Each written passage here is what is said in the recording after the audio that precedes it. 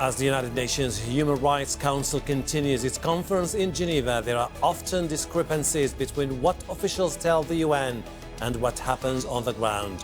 So how committed are governments in respecting human rights? This is Inside Story.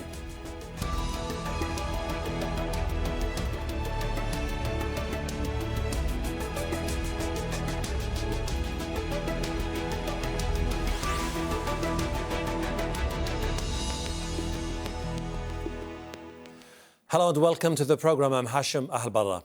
All human beings are born free and equal in dignity and rights. That's from the first article of the United Nations Universal Declaration of Human Rights, which was signed in 1948. And since then, the document has been used as a standard for ensuring fundamental rights and the protection of minorities around the world. The United Nations Human Rights Council began its annual conference in Geneva this week. It comes at a time when Amnesty International says world leaders are undermining the rights of millions. We'll get to our guests in a moment, but first, David Chater sets up our discussion from Geneva. It was meant to be a celebration, the 70th anniversary of the Universal Declaration of Human Rights.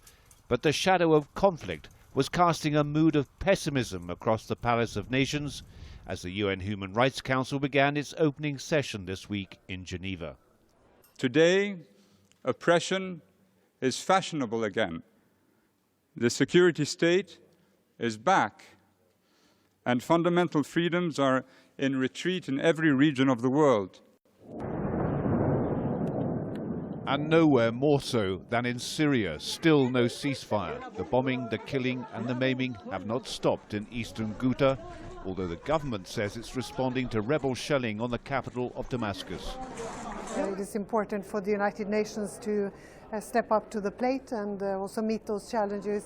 Outside the chamber, men who know all about challenges. Syrian members of the White Helmet rescue teams talking to a colleague inside eastern Ghouta.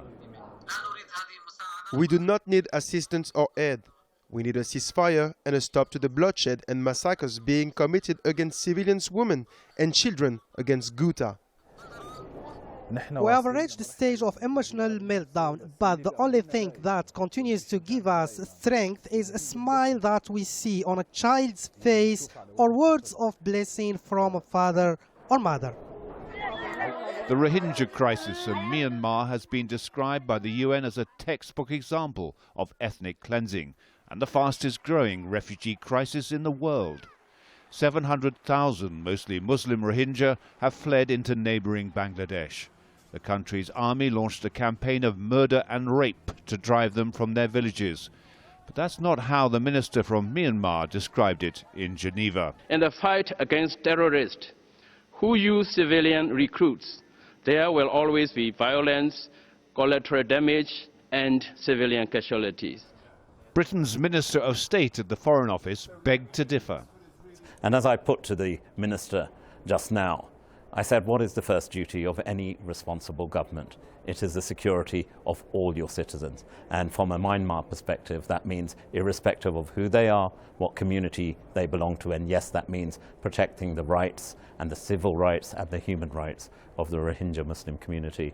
Many political observers might also have taken issue with both the tone and content of the speech by Egypt's foreign minister to the Human Rights Council. Sameh Shoukry boasted Egypt created in record time a modern constitution in line with international standards to preserve human rights and fundamental freedoms. But when Egyptians go to vote in presidential elections in March, they won't have much of a choice on the ballot. Any real challenger to President Abdel Fattah el-Sisi has either been arrested or forced to drop out. Human Rights Watch says the crackdown is a violation of the same constitution their foreign minister was so eager to highlight. And of course, Al Jazeera's journalist Mahmoud Hussein has now been held in an Egyptian prison for 14 months and has still not been formally charged. Egypt, Myanmar and Syria, three prime examples of how a government side of the story often stands in stark contrast to what is actually happening on the ground. David Chater, Al Jazeera, Geneva.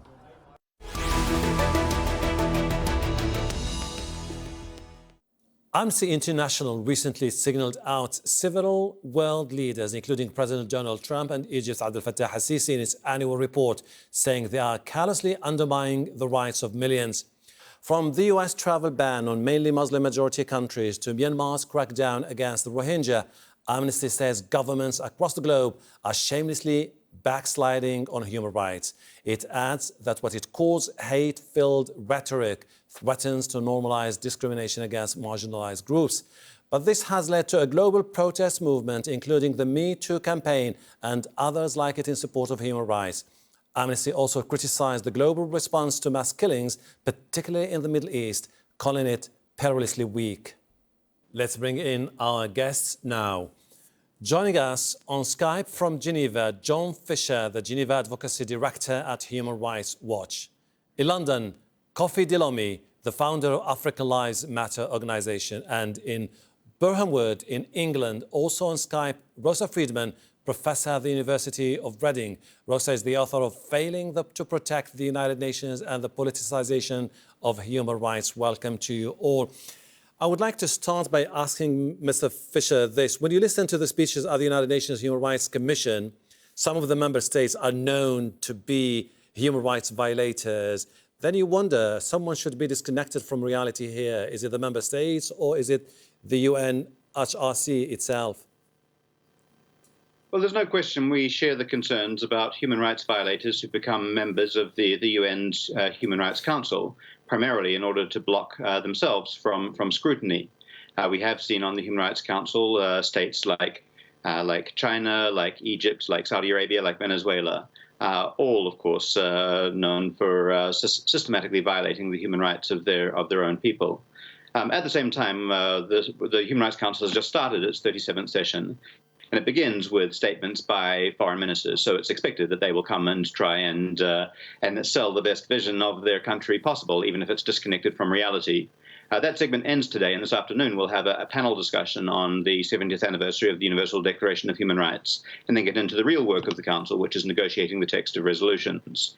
We have seen in the course of 2017, even though it's a very difficult political environment for human rights internationally, but the Human Rights Council has nonetheless created, for example, a fact-finding mission into atrocities in Myanmar, an investigation into violence in the Kasai region of the DRC, an investigation into violations of human rights and humanitarian law in Yemen, as well as many other situations. So while we share the concerns, while we urge the Council to speak out more consistently to bring attention to violations by all its members, still there is a lot of good work that is done.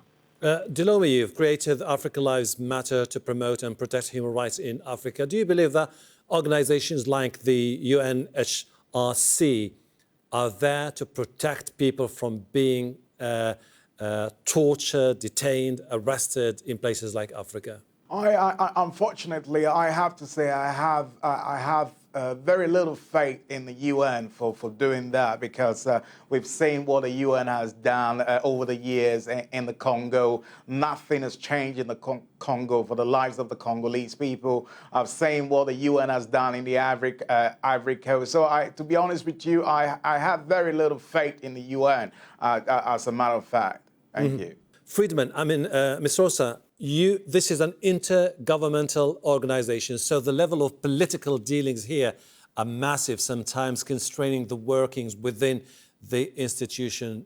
Is this something which is likely to further prevent this organization from moving forward and establishing genuine change in the world? We can't just look at the UN Human Rights Council on its own. We have to see it as part of the UN human rights system, which includes independent experts, special rapporteurs, includes treaty bodies.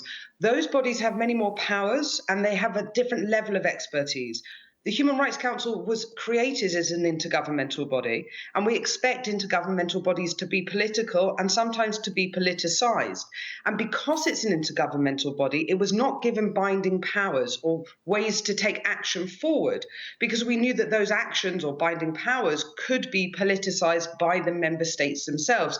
I think it's our expectations of the Council that are too high and are mismatched to reality. And there needs to be a greater understanding of what the Council can do and what its role actually is. Just to give you an idea about the controversy that has been triggered over the last few days, Mr. Fisher is the presence of Iranian Justice Minister Sayyid Ali Reza Avai, who was a general prosecutor back in Iran, and then he's been accused of committing atrocities against activists in the past. Many people just said his presence should have been boycotted by members of the United Nations High Human Rights Commission. Yes, well, I mean, it's entirely true that a number of governments send their foreign ministers to present these unrealistic pictures of the human rights situation in their countries. The UN is a place where there is freedom of expression, so inevitably the states have, the opportunity to express themselves, even though we may vigorously disagree with what they have to say. What counts is what the Council now does with the information on Iran, which is before it. And at the session of the Council, we're looking to see a renewal of the mandate of the Special Rapporteur on Iran. There's been a very, very good mandate holder, Asma Jahangir, who unfortunately passed away recently, so she will be, a successor will be appointed in due course for that position.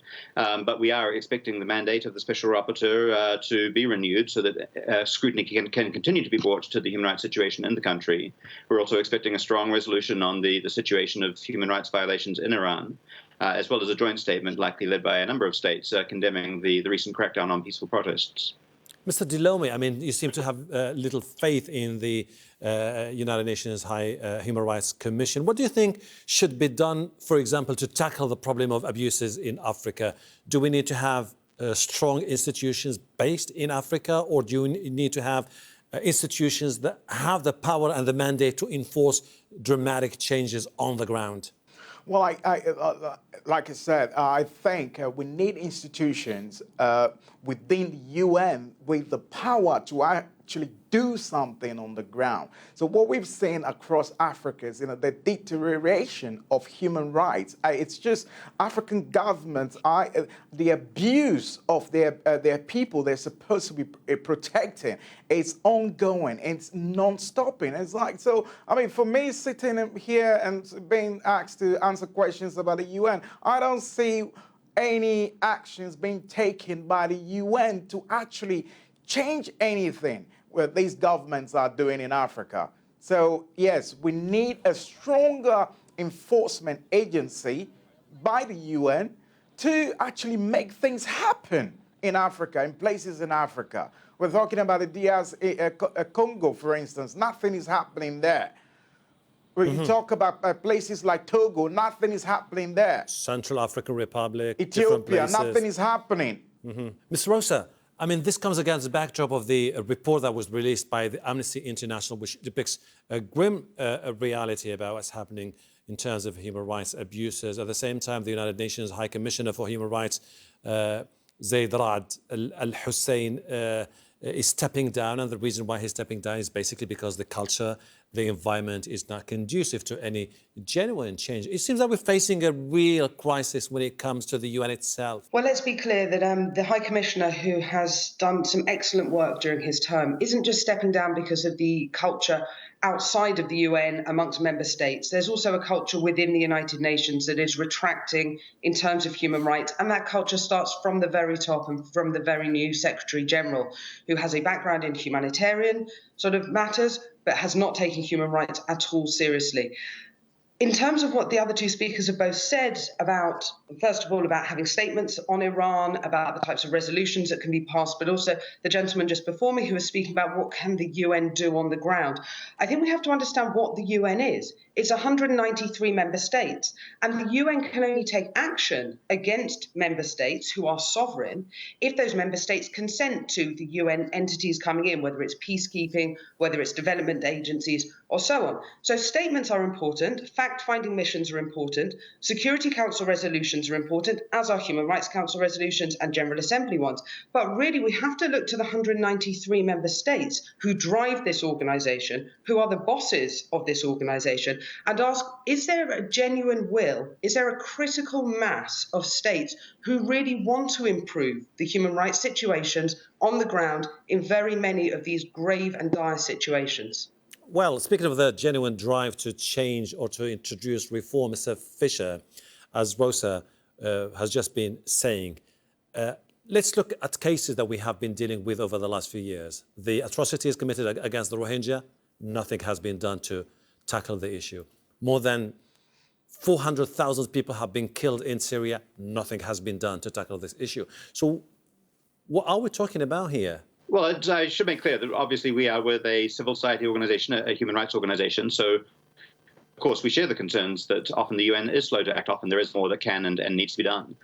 So it's not my role to defend the position of the United Nations, but I also recognize it is the one place in the world where the governments of the world do come together, do meet, and have the capacity to decide and address issues of current concern. Part of our role is to push both the UN system itself and the governments that make it up to ensure that they are attentive to the crises that are unfolding before their eyes. We did see, for example, in relation to Myanmar, that a fact-finding mission was created last year. That fact-finding mission is gathering information on atrocities. There is a special rapporteur who has been able to visit the country, although Myanmar itself has blocked her access recently. I think international pressure on Myanmar is increasing, and we are seeing a large number of states who used to consider themselves allies of the country now lining up and condemning them through UN resolutions. Mm-hmm. And so there's no question, of course, that the situation is under scrutiny and that Myanmar is feeling the pressure. I see. Obviously, we're all doing to ensure that more is done. Mr. Lome, we keep saying that we need the UN, we need the other international institutions to step in, when others believe that it's high time for people like you to rally, reach out to others, build a momentum bottom up to try to change the culture in continents like Africa. That's the only way we can have a significant change, instead of always saying that we need the others to step in. Yes, that's what we've been trying to do at African Lives Matter, rallying the grassroots all across Africa and in the diaspora to become politically involved in what's happening on their continent. I mean, the thing is, the problem with what happens in Africa is, we have these neo-colonial repressive regimes that are supported and backed by governments in the West. And they have the guns and they have all sorts of spyware to dismantle any grassroots movement. So how do you expect people with nothing to fight with but their voices? How do these people get themselves across to these governments? And that is the problem. That is what we're seeing happening in the Congo right now, repressing the population. That's what we're seeing in Ethiopia. That's what we've seen in Togo. That's what we've seen in the Ivory Coast and all these African countries. Mm-hmm. Ms. Rosa, it seems that we're having two issues here, basically, which are putting the human rights activists all over the world and agencies like Human Rights Watch a very difficult time. The world leader, the United States of America, is run by a president who has been accused of spreading a new culture against immigrants in his own country, but also is spreading worldwide. At the same time, there's this talk about where to start the reform within organizations like the United Nations. So which one do you think should be tackled immediately? I think it's a very tricky question, and we're in very troubling times, because on the one hand, we have leadership in the United States, where we have always expected a culture that promotes human rights, that is retracting on human rights. We have some countries that are members of the European Union who are again retracting, going back to borders, going against human rights. And we also have countries like China, which, let's be clear, are very public that they don't believe in human rights, that they would like to take human rights off the table altogether. And so there's this sort of critical mass of states for different reasons who are anti-human rights. What we need are the Latin American states, many of the European states, some of the African states who really believe passionately and strongly in human rights, to come together and to find ways of lobbying for effective change, finding mechanisms together that suit all of their needs and ideologies. And in some ways, this ties back to both what John was saying earlier and to the gentleman from African Lives Matter about empowering human rights defenders on the ground. Someone like Asma Jahangir, who was a special rapporteur on Iran, was a human rights defender who was absolutely brilliant in Pakistan on national laws and then later on international human rights laws. What we need are ways of empowering more Asma Jahangirs, the next generation of voices who understand how to use the human rights system at the UN and at regional levels to lobby for effective change, to protect and promote human rights. And we need to do that in order that member states don't feel that they can, with impunity, simply crack down on those human rights defenders at the national level. Mm-hmm. Mr. Fisher, I mean, do you think that building momentum towards removing countries from the Human Rights Council, for example, could be productive in the near future? Because some of the nations have been widely accused of committing atrocities, like in places like in Yemen, for example. But then nothing has been done to address this issue. Yes, exactly. There are standards that are supposed to apply to Human Rights Council membership, the standards that have been set out very clearly by the General Assembly. There is an expectation that member states will uphold the highest standards of human rights and cooperate with the Council and its mechanisms. All too often, though, those standards aren't honoured or are flagrantly violated. We have seen that when there are competitive elections in New York, that sometimes the rights violators don't get elected. So, for example, Russia ran on a competitive slate at the same time that it was responsible for atrocities in Syria, and it came in the bottom of its voting pool and was not elected to the Human Rights Council. Other states like Egypt and Saudi Arabia received the fewest votes within their regional groups, but because it was not a competitive election, there are only as many candidates as seats, they got elected anyway. So I do fully agree that there should be consequences for violation of the membership standards. And there should be increased attention, I think, to the human rights boards that are elected to the Council, so that if they are subject to increased scrutiny during the time on the body, that may be a disincentive for rights violators to seek membership. Lome, do you see the possibility for human rights abusers in Africa to be prosecuted in the near future, singled out by the international community, more isolated, or do you think this might take quite some time? It's probably going to take quite some time. It'll probably never happen as long as a lot of these regimes are. I mean, one thing we have to address is the guns are not made in Africa. The tools, the spy tools that African governments use to repress their populations are not made in Africa. They're brought in from either China or from the West. So we need to address the sources of the problem, the people aiding these African governments to repress their populations. So that needs to be addressed first before we start talking about actually dealing with the Africans repressing their people on the ground. So we need to have a mechanism where we know who is selling what to who in Africa, and then we can deal and follow up from there. Because, I mean, as things stand right now, these African governments, they have a free round. They can do whatever they want. And to be honest, no one chases them. I see your point. These international organizations have to make it easy for the Africans on the ground to bring cases against these African dictators and murderers. Ms. Rosa, I mean, against this background, what do we need now? See more conferences, meetings, gathering like we've been seeing at all these organizations, or see activists, human rights people sent to the field? Because ultimately these are the people who could potentially raise international awareness about those who commit atrocities. We shouldn't underestimate the power of these UN conferences, UN sessions, of the visibility, people watching them on the webcast, NGOs coming to Geneva, being able to run side events, activists being able to speak within the council chamber. We also shouldn't underestimate the importance that member states place on these meetings, because there is visibility, there is naming and shaming, they feel very much under scrutiny. Of course, these meetings on their own cannot do everything, just like human rights defenders across the world on their own can't do everything. What we need to do is have a much more global and joined up thinking on this, not just rely on those NGOs that are based in Geneva or in New York with lots of access, but go out on the ground and work with local NGOs, empower them, bring them into Geneva, into Universal Periodic Review sessions, into the Human Rights Council.